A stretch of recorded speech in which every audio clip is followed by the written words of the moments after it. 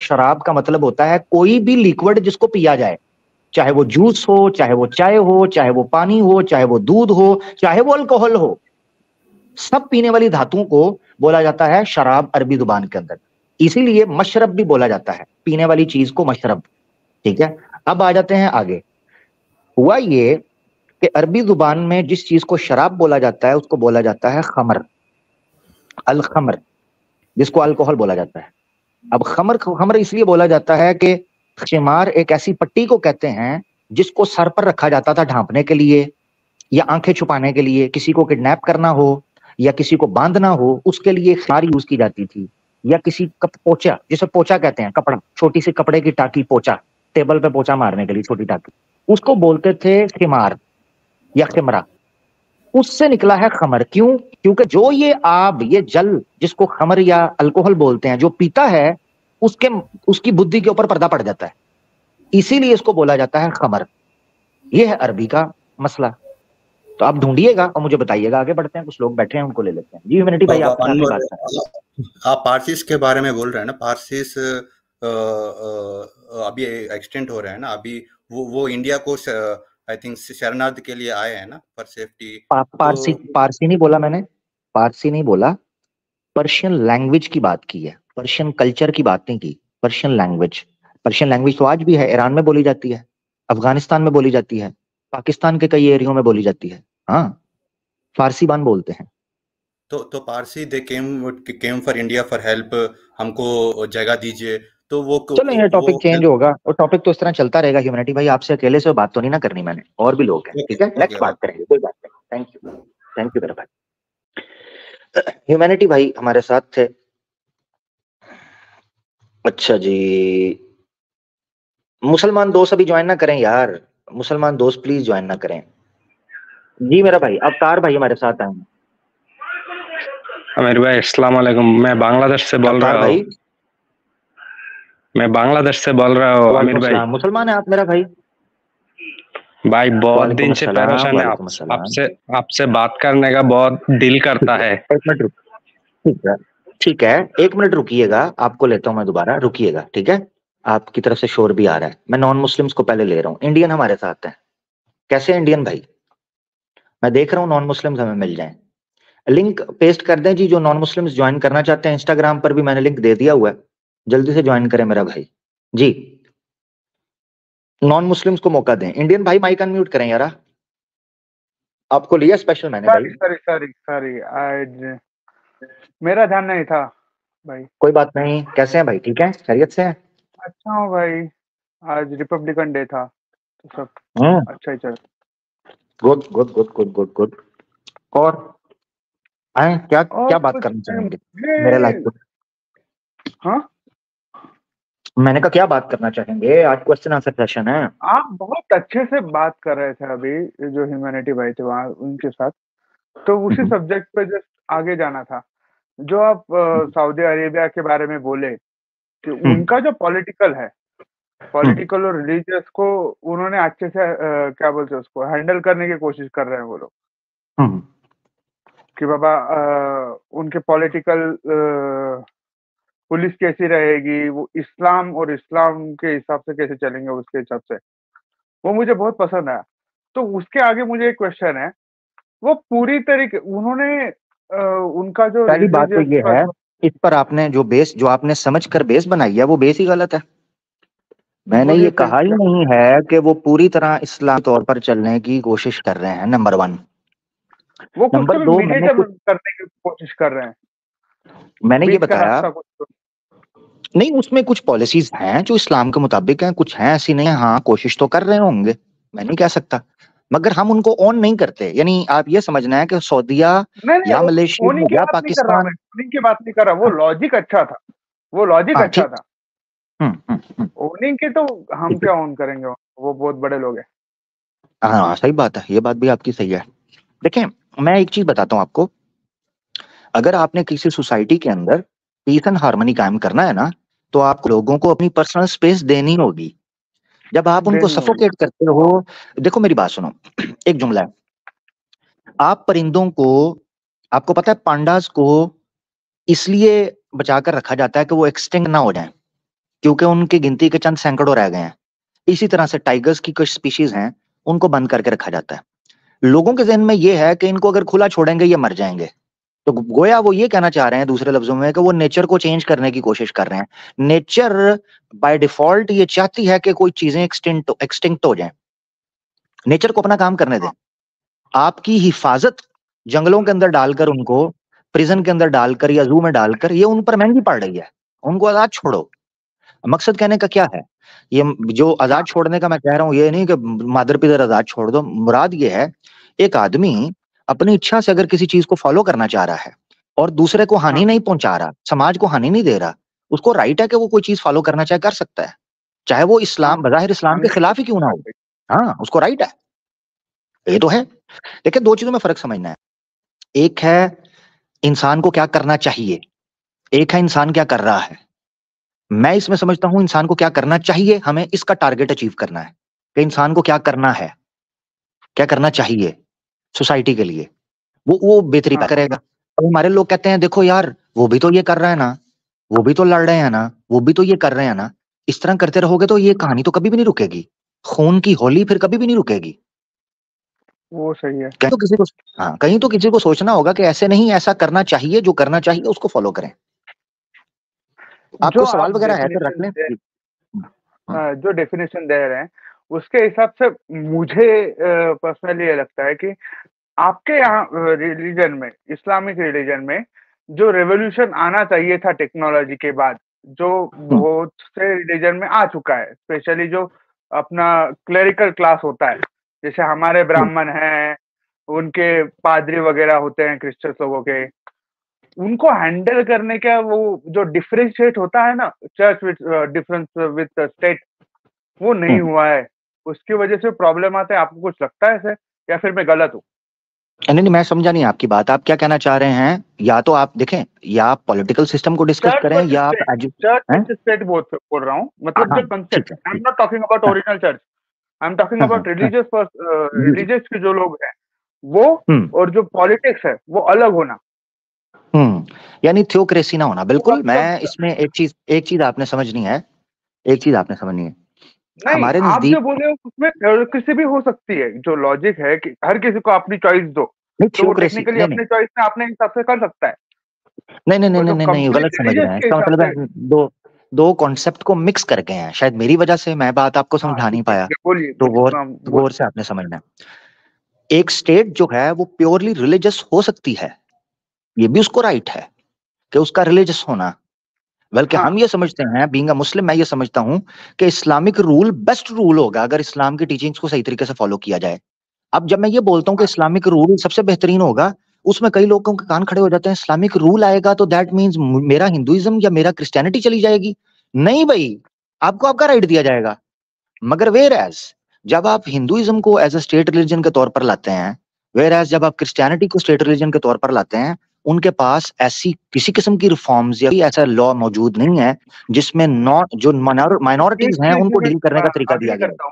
मैं एग्री करता हूँ कि सनातन हिंदू रिलीजन में तो ऐसा कोई कंसेप्ट नहीं है, क्योंकि उसका रीजन भी बहुत बड़ा है, क्योंकि हम हमारे सरहद के बाहर कभी निकले ही नहीं। We never conquered anybody who never was before us, तो वो जरूरत ही नहीं पड़ी कभी। तो वो कंसेप्ट नहीं है। वो बहुत अच्छा पॉइंट वो आपने पहले भी रखा था उन भाई के साथ, तो मुझे वो पसंद है। अच्छा, अब आ जाते हैं, हाँ, अब आ जाते हैं स्टेट और क्लर्जी का, ये जिसको आपने कॉन्सेप्ट को सेकुलरिज्म की बेस पे चर्च और स्टेट का अलहदा होना या क्लर्जी स्टेट का अलहदा होना, इसमें आपने ये चीज समझनी है।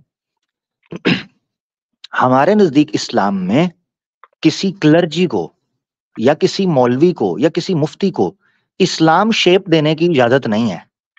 मिसाल के तौर पर चर्च क्या करता था? चर्च अपनी मर्जी से हलाल और हराम बनाता था। लोगों के ईमान और कुफर के फैसले चर्च करता था। वो ये बताता था कि ये आदमी अपने दिल से नहीं मान रहा, और ट्रिनिटी अकीदा या वो चीजें जो उनकी बुक्स में मौजूद नहीं थी वो भी थोपने की कोशिश की। मिसाल के तौर पर आपको ऐसी मिसालें मिलती हैं इंग्लैंड के अंदर ही, यूके के अंदर ही, जहां चर्चेज ने कई ऐसी चीजों को लीगल किया जो उनकी बुक के अकॉर्डिंगली इलीगल थी, प्रोहिबिटेड थी। उनको लीगल किया। सही है मेरे भाई, मुझे ठीक है, कैथलिक रिलीजन के अच्छा बारे में बहुत कुछ अच्छा खासा पता है। मैं आपको और उदाहरण दे सकता हूँ पर्टिकुलर, कि उन्होंने पहले बीफ खाना भी उन्होंने बैन किया था, उसमें वो अलाउ किया है। फिर शादी उन्होंने को पोर्क शादी को ले खाना भी, लें, शादी के शादी, बारे में, हाँ औरतों के राइट्स के बारे में, जंग के बारे में, हाँ बहुत सी चीजें हैं। फिर हाँ वापस आ जाते हैं। हाँ मैं जो अब बताने लगूं, इस्लाम में ऐसा नहीं हाँ, है। बोलिए। इस्लाम की अगर आप फिलोसॉफिकल टीचिंग देखेंगे जो पॉलिटिक्स को डील करती है, उसके अंदर किसी क्लर्जी के पास ये राइट नहीं है कि वो इस्लाम के किसी कानून को तब्दील करे। अगर वो तब्दील करता है उसको तब्दीली चीज गलत ही कहा अलग है। जाएगा, वो नहीं कर सकता। I am talking about the ठीक है ना? पावर दे आर गिवन, उनके पास जो पावर है, जो पावर, उनके पास पावर हर कुछ भी नहीं जमाने होगी। में यही जो तो यही तो उनके समझना है पास, आपने। पावर पावर बोलिए। तब आती है, पावर कैसे आती है? एक स्टेट में पावर किन पिलर्स के थ्रू आती है, किन सोर्सेस के थ्रू? लेजिस्लेशन के थ्रू, एग्जीक्यूशन के थ्रू, या इंटरप्रिटेशन के थ्रू। ये तीन चीजों में पावर आती है। इंटरप्रिटेशन द लेसर पावर है। आप किसी कानून को इंटरप्रेट कैसे कर रहे हैं, ये एक पावर है। आप बताते हैं कि ये कानून का मतलब क्या है, फिर उसको इंप्लीमेंट कर दिया जाता है। मगर ये याद रखना है कि इस्लाम के अंदर इंटरप्रिटेशन के इख्तलाफ को लाइट लिया गया है, इस एतबार से कि एक बंदा, यानी मुख्तलिफ स्कूल ऑफ थॉट्स हैं, वो ये कहते हैं कि यार, एक बंदा कहता है कि यार मुझे इस आयत की या मुझे इस हदीस की यूं समझ आई, दूसरा कहता है मुझे इस हदीस की यूं समझ आई। मानते दोनों हैं, उस आर्ग्यूमेंट को या उस लॉ को मानते हैं, इंटरप्रिटेशन में फर्क हुआ। उसका सोल्यूशन भी इस्लाम ने दिया। ये याद रखना है कि जब लेजिस्लेशन की या एग्जीक्यूशन की या इंटरप्रिटेशन की पावर एक हाथ में होती है, उसी को हम डिक्टेटरशिप या थियोक्रेसी मान सकते हैं, कि ये बताएंगे जिस तरह दीन बनेगा। मुझे इस्लाम के अंदर एक ऐसा नहीं है। एग्जांपल देता हूँ मैं। अभी अभी पाकिस्तान में जो चीज हुई, उसका एक एग्जांपल, उसमें आप क्या बोल रहे हो, वो अभी एक साइंस टीचर को जेल जाना पड़ा, उसने इवोल्यूशन की थ्योरी सिखाई थी। ओ ज्यादा यार, मुझे पर नहीं पाकिस्तान की, मैंने वो मेरी पढ़ा बात है, सुनो, पर वो पाकिस्तान सही पाकिस्तान ओरिजिनल इस्लामिक, एक मिनट, पाकिस्तान इस्लामिक स्टेट है? फिर टेक्निकली तो है ना वो। नहीं है ना, टेक्निकली भी नहीं है। कमाल हो गए नहीं, यार। इस्लामिक नहीं स्टेट है। जाने दीजिए, इस्लामिक स्टेट के बारे में नहीं बात कर रहा मैं, और इस्लाम तो के मैं तो बारे में इस्लाम, बात कर रहा हूँ। जो ओहो, क्लर्जी के पास मैं पावर है उसके मैं बारे इस्लामिक स्टेट के बारे में बात कर रहा हूँ। फर्क समझे मेरा भाई, आप दो चीजों को मिक्स कर रहे हैं। में। इस्लाम, हाँ इस्लामिक ठीक है स्टेट, ठीक। इस्लामिक स्टेट एक ख्वाब है, एक ख्वाब है हाँ, जिसको हम अभी चाहते हैं वो तक अभी हुई, दैट्स नॉट हुई, रियलाइज्ड। पास्ट में हुई। जिसको हम चाहते हैं उसको काश इंप्लीमेंट किया जाए उसकी ओरिजिनल बेसिस के ऊपर। पाकिस्तान एक ख्वाब था जिसके तहत लोगों ने कहा चलो यार यहां पर इस्लामिक स्टेट बनाएंगे। अनफॉर्चुनेटली नहीं बनी। नेशनल लीडरशिप का वैक्यूम आया, पॉलिटिकल रिफ्ट आई, डिक्टेटरशिप आई, 30 साल तक डिक्टेटर लगे, जो भी लगे, पूरी हिस्ट्री सब बंदों को पता है। जिसने पढ़ना है जाके पढ़ ले, किताबें लिखी हैं पाकिस्तान कैसे हाँ सेकुलर बन गया। और आहिस्ता आहिस्ता अब प्रैक्टिकली जो है ना वो सेकुलरिज्म की तरफ चल रहा है, जिसकी लड़ाई लड़ रहे हैं वहां पर लोग। अच्छा, अब मैं आपको एक चीज बता देता हूं, इस्लाम की स्टेट के अंदर ये पावर एक इंसान के पास नहीं होती, ये पावर शूरा के पास होती है।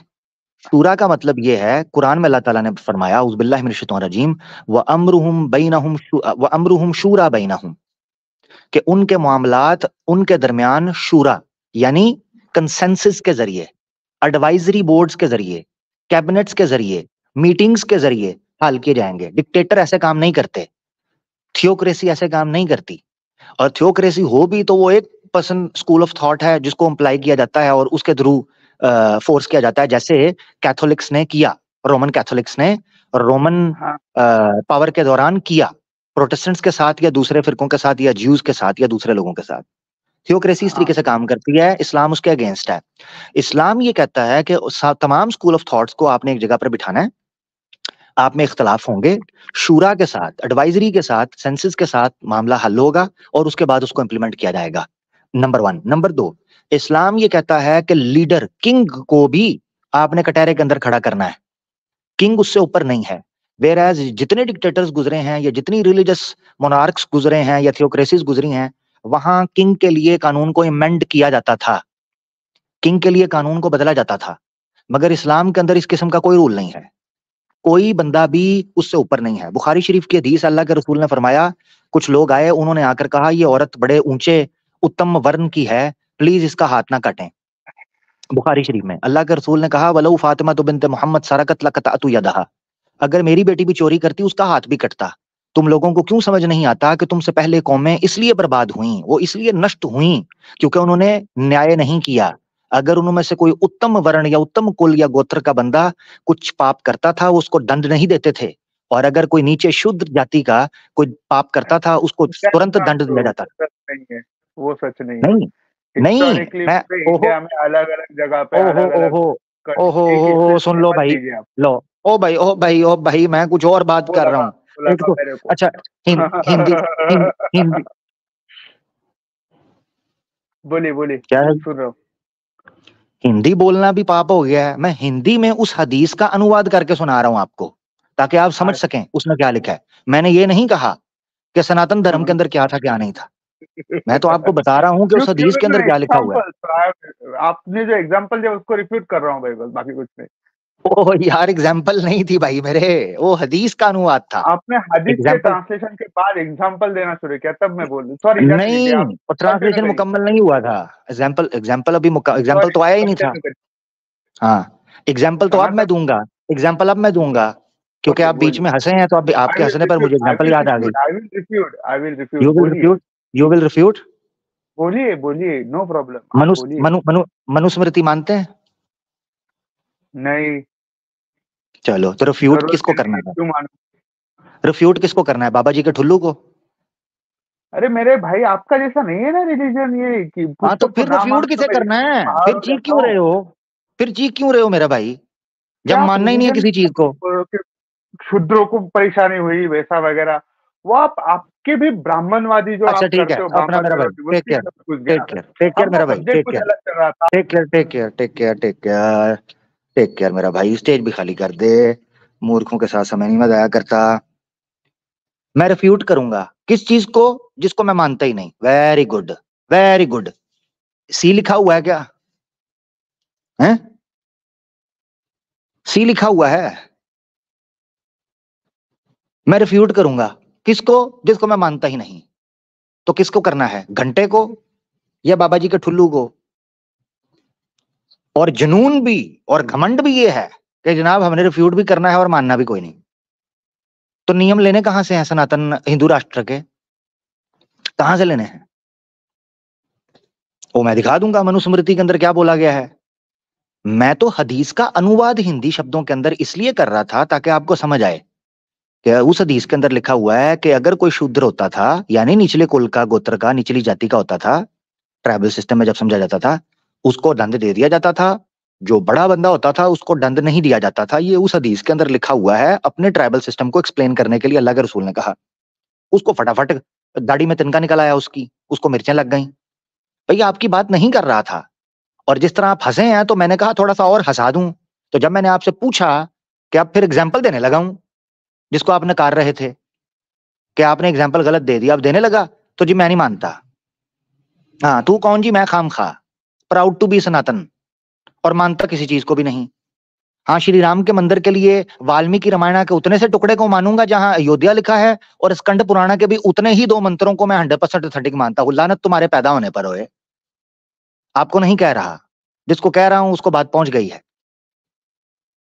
मानता किसी को भी नहीं, मगर 2 टुकड़ों को मानता हूं, जहां श्री राम अयोध्या में पैदा हुए, और स्कंद पुराण जहां नॉर्थ ईस्ट वेस्ट पुष्ट पस्ट किया गया है। हाँ, साउथ ईस्ट, नॉर्थ ईस्ट, ये वेस्ट, सिर्फ उसको मानता हूं। हाँ, मर्जी की चीजें माननी है। जो सनातनी शास्त्रों को नहीं मानता, मूर्तियां कहां से ला रहे हो? कहां से पता चला देवी देवताओं का? अगर ये शास्त्र ना लिखे होते तो बताओ तो मुझे। कहते हैं जी माता पिताजी की परंपरा से। माता पिता को कहां से पता चला? शास्त्रों से। और कहां से? चलो पीछे चले जाओ, उन्हीं ऋषियों से जिन्होंने ये शास्त्र लिखे। उससे पीछे ट्रेस बैक ही नहीं कर सकते। शास्त्रों को रिजेक्ट करने से पहले थोड़ा गौर कर लिया करो कि करने क्या जा रहे हैं। मराठा हमारे साथ है, मराठा जी। हाँ जी, मराठा भाई वेलकम, स्वागत है। कैसे हैं? हाँ बोलिए सर, आप कहाँ से? सर आप बोले, सर आप बोलिए, आप कौन कैसे सी हैं? इंडिया से? ठीक है, एकदम ठीक है सर। जबरदस्त जी सर, हुक्म मेरे लायक। नहीं मतलब आप कौन सी कंट्री से? इंडिया से है क्या पाकिस्तान से? यूपी से सर। यूपी से है क्या सर? अब यहाँ पे सब शास्त्र का पूछते हैं, लेकिन इंडिया में ना, अभी मैं मेरे बच्चे का सवाल देता हूँ। मेरे बच्चे को सादी हिंदी भी पढ़ने को नहीं आती, सब जिन स्कूलों में पढ़ते, तो किसी भी इंडियन को है ना ये शास्त्रों का नॉलेज नहीं है। कम से कम 75 सालों से ये जो आप शास्त्रों का पूछ रहे हो ना, किसी को पढ़ाते ही नहीं है, तो स्कूलों में हमारे पढ़ते ही नहीं है। 90% पॉपुलेशन है वो स्कूल में जाती है, वो ऐसा तुम्हारे सरी का मदरसे क्यों गुरुकुल में नहीं जाती है। तो अच्छा इंडियन अच्छा। लोगों को ये मालूम ही नहीं है, समझा क्या? आप जो हाँ हाँ हाँ। पूछते हो ना, इंडियन लोग को मालूम ही नहीं है, क्योंकि वो सब स्कूल में जाते हैं। हमारे इधर मुस्लिम भी इंग्लिश मीडियम में ही डालते हैं, वो हिंदी मीडियम में भी नहीं डालते हैं, समझा क्या? आप पूछते हो, आप बता रहे थे ना अभी जो मनुस्मृति का, वो बराबर था और वो हो भी रहा था, समझा क्या? वो आप बराबर बताते हो, लॉ पास किया है इसके लिए जातिवाद खत्म हुआ है, नहीं तो वो खत्म नहीं ठीक होता ठीक था, ठीक ठीक समझा ठीक क्या? ठीक ठीक और ठीक ठीक। आपसे अच्छा, मैं ये जानना चाह जो रहा हूँ, मैं ये जानना चाह रहा हूँ अपना भाई, हाँ, बड़ी प्यारी मराठा जी, आपने बड़ी प्यारी बात की। अगर ये शास्त्र हाँ, पढ़ते नहीं, कुछ चीज करते नहीं, तो ये श्री राम जी की मूर्ति मंदिर ये कहाँ से ले आए हैं? ये देखो सुनो, अभी आपके पिताजी हजारों साल मतलब हमेशा आपको मस्जिद लेके जाते, तो आप भी जाएंगे ना? आपके जो आपको जो आपकी ये मतलब क्या बोलते हैं, जो पुरानी परंपरा वो निभाएंगे ही ना।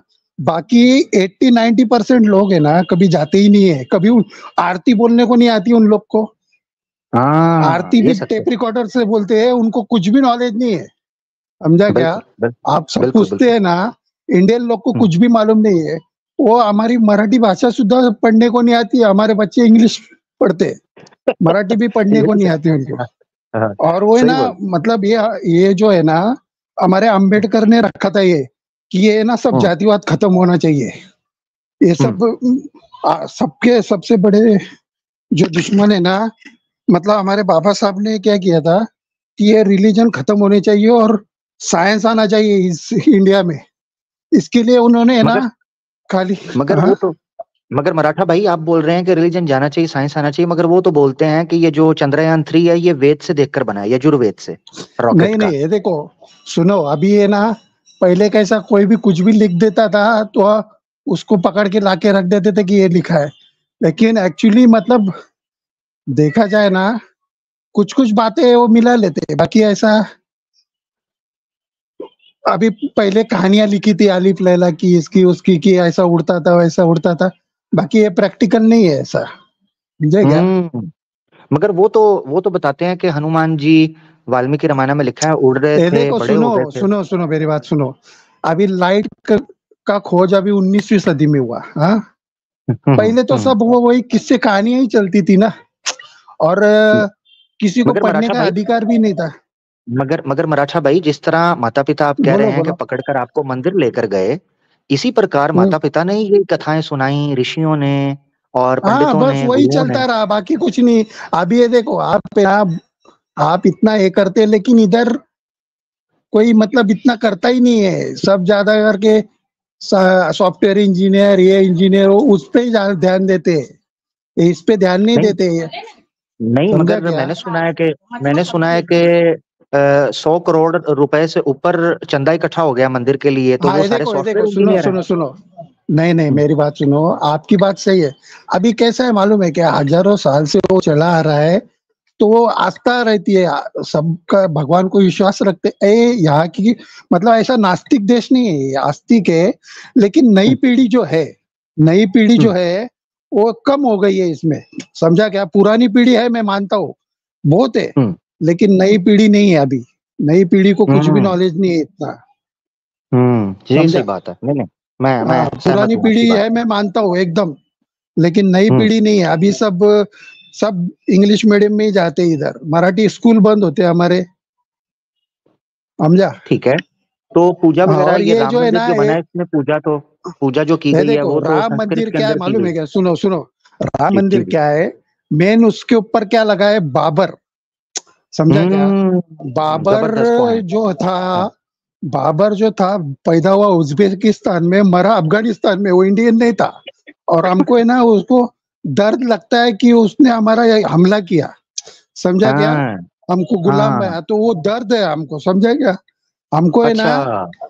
समझा क्या? दर्द रहता है, ठीक कि ठीक ठीक ठीक। हमलावर का ना बाबर से तकलीफ है, नहीं तो 3-3.5 लाख मस्जिद है इधर हमारे हाँ आजू बाजू।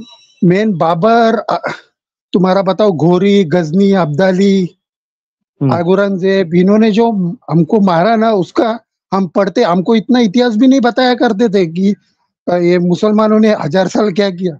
हमको ऐसा कुछ नफरत बताते ही नहीं थे। अभी ये पढ़ते हैं ना कि बाबा ये इन्होंने क्या क्या किया, तो फिर नफरत पैदा होती है, समझा क्या? अच्छा अच्छा अच्छा अच्छा अच्छा अच्छा, ठीक ठीक। यानी ये जो भी किया गया है ये बाबर के क्रोध में किया है।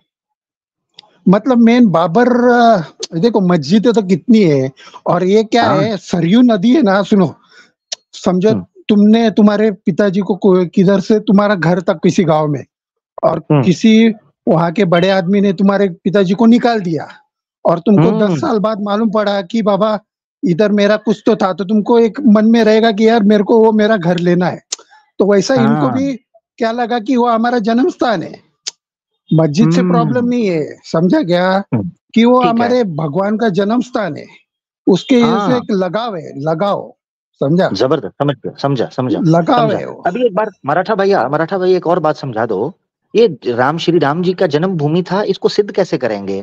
क्योंकि आप बोले 10 देखो साल अभी पहले तो सुनो निकाल सुनो दिया, सुनो मेरे 10 साल बाद आप आए, तो कैसे सुनो, पता देखो चलेगा यही जगह है? अभी ये देखो, ये नहीं, मैं क्या बोलता हूँ, शास्त्रों में पढ़ा था कि सरयू नदी के पास अयोध्या था, तो इन्होंने अच्छा। वही पकड़ लिया कि सरयू नदी।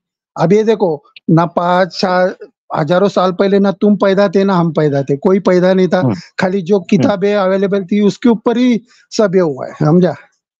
मगर अयोध्या तो बहुत बड़ा है, सरयू नदी के पास अयोध्या तो बहुत बड़ा था, राम राज्य तो बहुत अभी ये बड़ा था। देखो, सुनो सुनो सुनो, उधर का तो लोगों ये को आस्था रहेगी। ये बाबरी नहीं, तो बाबरी मस्जिद तोड़कर ही मंदिर क्यों? अयोध्या इतना बड़ा था तो जन्मभूमि कैसे पता चला कि यही जगह है सुनो बाबर की सुनो जहाँ मेरी बनी बात है? सुनो, मेरी बात सुनो, मेरी बात सुनो मेरे। देखो यहाँ के लोग है ना, मुसलमानों से कभी नफरत नहीं करते, लेकिन क्या है मालूम है, कंटिन्यू बॉम्ब स्फोट ये वो, तो नफरत है ना पैदा हो जाती है, फिर कुछ ना कुछ निकालते हैं हमारे लोग भी, अच्छा समझा अच्छा क्या? अच्छा अच्छा अच्छा।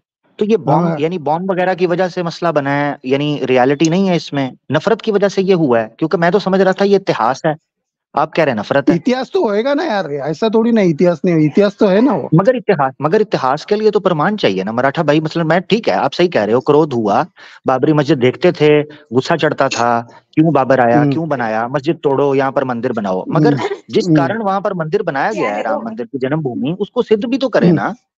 ये तो नहीं कि क्रोध बस देखो जहां भी सुनो मस्जिद सुनो नजर आई सुनो इसके ऊपर सुनो, झंडा लहरा दो। ये देखो अभी ये जमीन है, सुनो, ये जमीन सिद्ध का अभी कौन कर सकता है ऐसा?